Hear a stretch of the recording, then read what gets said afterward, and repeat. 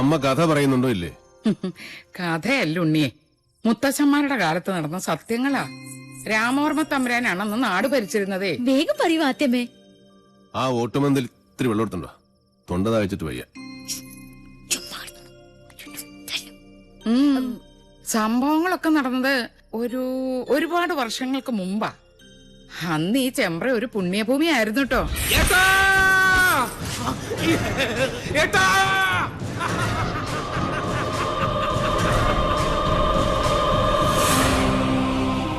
വേദവും മന്ത്രവും ഉരുക്കഴിക്കുന്ന പവിത്രഭൂമിയെ രണ്ടായി ഭാഗിച്ചൊഴുകുന്ന ചെമ്പ്രപ്പുഴ.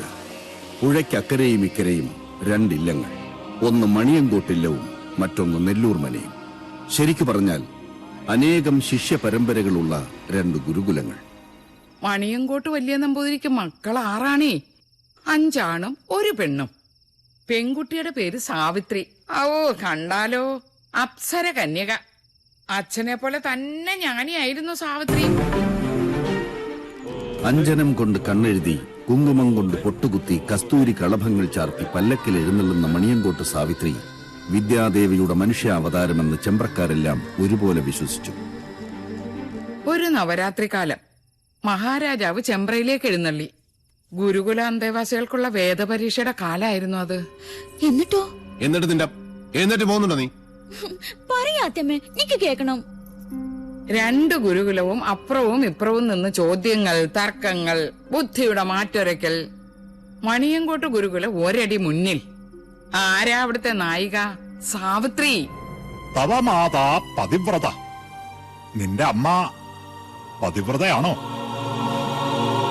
അല്ല. സാവിത്രി, മാതാവിനെയാണ് നീ അപമാനിച്ചത്. ഞാൻ പറഞ്ഞതാണ് സത്യം. ഏതൊരു ബ്രാഹ്മണ സ്ത്രീയും വേലി കഴിഞ്ഞാൽ 4-ാം ദിവസമാണ് തന്റെ പുരുഷനെ പ്രാപിക്കുന്നത്, അല്ലേ? അതെ, അതിനെന്താ? ആദ്യ ദിവസം അവളെ ചന്ദ്രന് സമർപ്പിക്കുന്നതായി സങ്കല്പിക്കുന്നു.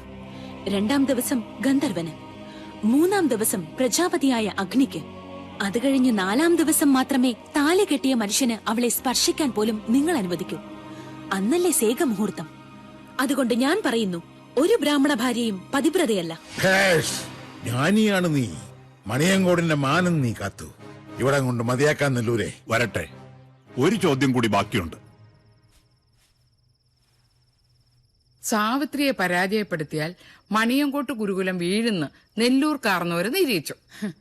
പേരക്കുട്ടിയുടെ പ്രായമുള്ള ആ ജ്ഞാനദേവതയോട് കാർന്നോര് ചോദിക്കാൻ പാടില്ലാത്ത ഒരു ചോദ്യം അങ്ങോട്ട് ചോദിച്ചേ. പഞ്ചേന്ദ്രിയങ്ങളെ ത്രസിപ്പിക്കുന്ന രസങ്ങളിൽ ഏറ്റവും വലിയ രസം ഏത്? മണിയങ്കോട്ട് സാവിത്രി എന്തുത്തര പറഞ്ഞില്ലേ? ഉത്തരം കാർന്നോരുടെ മുമ്പിൽ ഓലയിൽ എഴുതി കാണിച്ചു സാവിത്രി. ആദ്യമേ സാവിത്രി എന്താ എഴുതിയത്?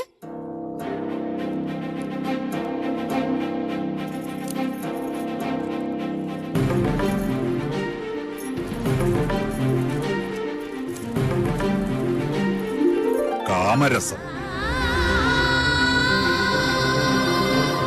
സ്വന്തം തലയിലെഴുത്ത സാവിത്രി തിരുത്തി എഴുതിയത്. പുരുഷനെ അറിയാത്ത കന്യക കാമരസം എന്നെഴുതിയാലുള്ള സ്ഥിതി എന്താ? കന്യകയായി നിനക്കെങ്ങനെ അതറിയാൻ കഴിഞ്ഞു എന്നായി നെല്ലൂർ കാരണവർ. എല്ലാറ്റിനും സാക്ഷിയായ നാടുവാഴി സാവിത്രിക്ക് ജാതിഭ്രഷ്ട് കൽപ്പിച്ചു. ഒടുക്കം സ്വന്തം അച്ഛന് മകളെ പടിയടച്ച് പിണ്ടം വയ്ക്കേണ്ടി വന്നു. വ്യസനം സഹിക്കവയ്യാതെ സാവിത്രിയുടെ അമ്മ പുഴയിൽ ചാടി മരിച്ചു. നാട് മുഴുവൻ ഒരഭയത്തിനായി അലഞ്ഞു നടന്നു സാവിത്രി. ഒരു ദിവസം നെല്ലൂർ മനയുടെ പടിപ്പുര തുറന്ന് സാവിത്രി വന്നു. തനിക്ക് ഈ ഗതി വരുത്തിയ നെല്ലൂർക്കാരനവരെ മനം നൊന്ത് ശപിച്ച് സാവിത്രി മനയിലെ തുളസിത്തറയിൽ തലതല്ലി മരിച്ചു. നെല്ലൂരുകാര് കാരണം തന്റെ മോൾക്ക് വന്ന ദുർഗതിയോർത്ത് മണിയങ്കോട്ട് കാരണവർ തന്റെ സാത്വിക ഭാവം അങ്ങോട്ട് ഉപേക്ഷിച്ചു. തന്നെ കൈവിട്ട ദേവതകളെ അയാൾ വേണ്ടെന്ന് വെച്ചു. വടക്കിനിയിൽ ചാത്തന്മാരെ കുടിയിരുത്തി. അപ്പോഴേക്കും സാവിത്രി രക്ഷസായി മാറി നാട്ടിൽ ഉപദ്രവം കാട്ടിത്തുടങ്ങി. അഗ്നിക്ക് നെയ്യെന്നോണം സ്വന്തം പട്ടടയിൽ നിന്നും അച്ഛന്റെ പക നടപ്പാക്കാൻ മകൾ യക്ഷിയായി അങ്ങട് അവതരിച്ചു ചെമ്പ്രയിൽ.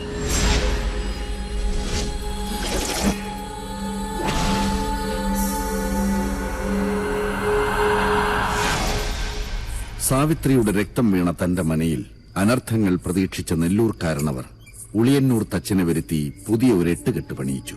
പാലുകാച്ചലും സദ്യയും. ചെമ്പ്രയിൽ ഒരു ഉത്സവത്തിന്റെ ആഘോഷമായിരുന്നു അന്ന്. പക്ഷെ ആ രാത്രി പകവീട്ടലിന്റെ രാത്രി കൂടിയായിരുന്നു.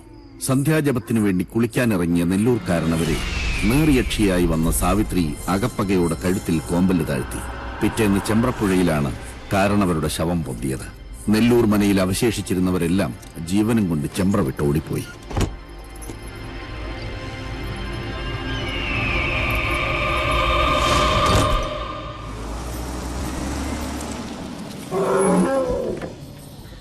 അറിഞ്ഞോ വിശേഷം? അവൻ തിരിച്ചു വരുന്നു. ആരാ കുട്ടിയെ? കുഞ്ഞുണ്ണി.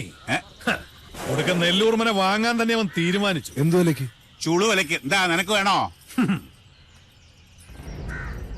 അവനെ ഇപ്രാവശ്യം സാവിത്രി തന്നെ കൊന്നോളും. നമ്മളതിന് ബന്ധപ്പെടണ്ട. വേണ്ട. പക്ഷേ അവനെ സാഹുത്രിയിൽ വിട്ടുകൊടുക്കില്ല ഞാൻ. അവനെ എനിക്ക് തന്നെ വേണം. വാ, വന്ന് വണ്ടി കയറി. കുറച്ച് കാര്യങ്ങൾ തീരുമാനിക്കാനുണ്ട്.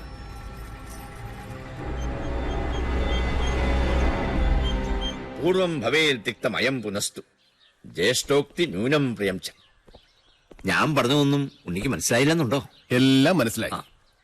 മച്ചിയുടെ മകൻ മരുഭൂമിയിലെ മൃഗതൃഷ്ണയിലെ ജലത്തിൽ നിന്നും പൂക്കൾ പറിച്ചു ചൂടി മുയലിന്റെ കൊമ്പിൽ പണിത വില്ലുമെടുത്ത് കടലിൽ നായാട്ടിനിറങ്ങി. എന്താ വാക്യത്തിൽ വ്യാകരണ പശുണ്ടോ? ഇല്ലല്ലോ. ഇല്ല. പക്ഷേ നോൺസെൻസ് ആണ്, മീനിംഗ്ലെസ്.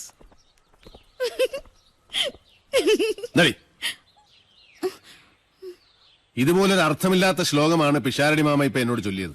നെല്ലൂർ മന അരക്കില്ല വണത്തെ. സംശയം വേണ്ട, അത് സത്യാണ്. യക്ഷിക്കഥകൾ പറഞ്ഞ് നാട്ടുകാരെ നശിപ്പിച്ച ഒരുപാട് മനകൾ കുഞ്ഞുണ്ണി ചുളുവിൽ വാങ്ങിച്ചിട്ടുണ്ട്. അറിയാം. അവിടെയൊക്കെ സായിപ്പന്മാര് ഡോളറുകൾ തന്ന് നല്ല ലാവിഷായിട്ട് താമസിക്കുന്നുണ്ട്. അതുപോലല്ല ഇത്. ഉണ്ണി അവിടേക്ക് പോകരുത്, പ്രത്യേകിച്ച് പട്ടാഴിന്നൊരാൾ. എന്താ പട്ടാഴിന്ന് ഒരാൾ പോയാല് നെല്ലൂർ മന പിടിച്ച് വീഴുമോ? ഇതിനു മുമ്പ് ആരെങ്കിലും പട്ടാഴിന്ന് നെല്ലൂർ മനയ്ക്ക് പോയിട്ടുണ്ടോ? എന്നോടൊന്നും ചോദിക്കരുത്. ചോദിക്കും. വാസ്തുവാചാര്യൻ പട്ടാഴി ശങ്കരൻ നമ്പൂതിരിപ്പാട് എങ്ങനെയാ മരിച്ചത്? ഇനിയിപ്പോ ഉണ്ണി അതൊന്നും അറിയണ്ട. അറിയണം എനിക്ക്. രാവും പകലും എന്റെ അച്ഛന്റെ കൂടെ നിഴൽ പോലെ നടന്നത് നിങ്ങളാ. പറയിപ്പിക്കുന്ന നിങ്ങളെ കൊണ്ട് ഞാൻ. പിഷാരടി, നടന്നതെല്ലാം അവൻ അറിയട്ടെ. വാങ്ങാൻ പോണ മനയുടെ മേന്മയും ചെമ്പ്രയിൽ നടന്ന മനുഷ്യക്കുരുതികളും. ചെമ്പ്രയിൽ പണ്ട് സംഭവിച്ചതെല്ലാം ഒരു കഥ പോലെ ഓർത്തു നടന്നു ചെമ്പ്രക്കാർ. കാലവും തലമുറകളും മാറി വന്നു. വർഷങ്ങൾക്ക് മുമ്പ് ഒരു ദിവസം പട്ടാഴി ഇല്ലത്തിന്റെ പടിപ്പുരയിൽ വന്ന് ഒരാൾ രക്ഷിക്കണേ എന്ന് കരഞ്ഞപേക്ഷിച്ചു. തലയ്ക്ക് മീതെ നിൽക്കണ ശാപത്തിന്ന് ഒളിച്ചോടിയ നെല്ലൂർ മനയുടെ ജീവിച്ചിരുന്ന ഏക അവകാശിയായ നെല്ലൂർ ഹരിനാരായണനായിരുന്നു ആ നിർഭാഗ്യവാൻ. വാസ്തുവാചാര്യനായ പട്ടാഴി ശങ്കരൻ നമ്പൂതിരിപ്പാടിന്റെ പാദങ്ങളിൽ വീണ് തലതല്ലിക്കരഞ്ഞു. തിരുമേനി വന്ന് നെല്ലൂർ മന ശുദ്ധിയാക്കി തരണമെന്ന് അപേക്ഷിച്ചു. പട്ടാഴി ശങ്കരൻ നമ്പൂതിരിപ്പാടിനെ കൊണ്ട് മാത്രമേ സാവിത്രിയെ തളയ്ക്കാൻ പറ്റൂന്ന് നെല്ലൂർ ഹരിനാരായണൻ അറിയാമായിരുന്നു. സഹായം ചോദിച്ച് കാലിൽ വീണവരെ ആട്ടി ഓടിച്ചിട്ടില്ല പട്ടാഴിയിലാരും. പട്ടാഴി തിരുമേനി നെല്ലൂർ മനയിലേക്ക് വരാമെന്ന് വാക്കുകൊടുത്തു. അന്ന് പട്ടാഴിയിലുള്ളവരെല്ലാം തടഞ്ഞിട്ട് നിൽക്കാൻ കൂട്ടാക്കിയില്ല ശങ്കരൻ നമ്പൂതിരിപ്പാട്. പുറപ്പെട്ടു. അനിയനെയും സഹായി പിഷാരടിയെയും കൂട്ടി ആ ശാപഭൂമിയിലേക്ക്, നെല്ലൂർ മനയിലേക്ക്.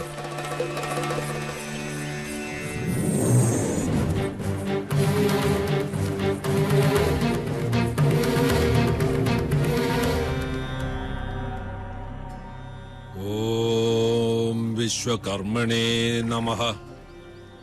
ഒരു ദിവസം, ഒരൊറ്റ ദിവസം തിരുമേനി ഇവിടെ താമസിച്ച് നെല്ലൂർ മന മനുഷ്യവാസ യോഗ്യമാണെന്ന് നാട്ടുകാർക്ക് കാണിച്ചു കൊടുത്താൽ എന്റെ എല്ലാ ദുരിതങ്ങളിൽ നിന്നും ഞാൻ രക്ഷപ്പെടും.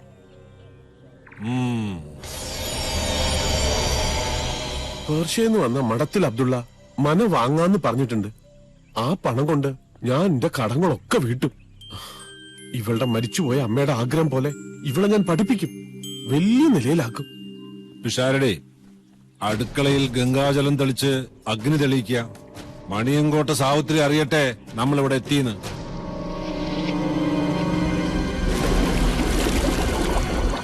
ജലയക്ഷിയുടെ ആവാസഭൂമി, പാതാളത്തിൽ നിന്നും പൊട്ടിപ്പുറപ്പെട്ട മഹാസിര. എവിടെയാ കുളം?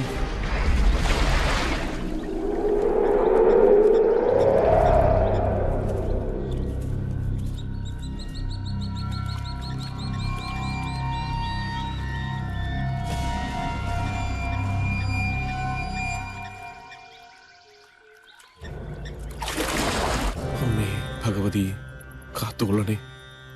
തീ കത്തിച്ചോളുക. അയ്യോ തിരുമേനി!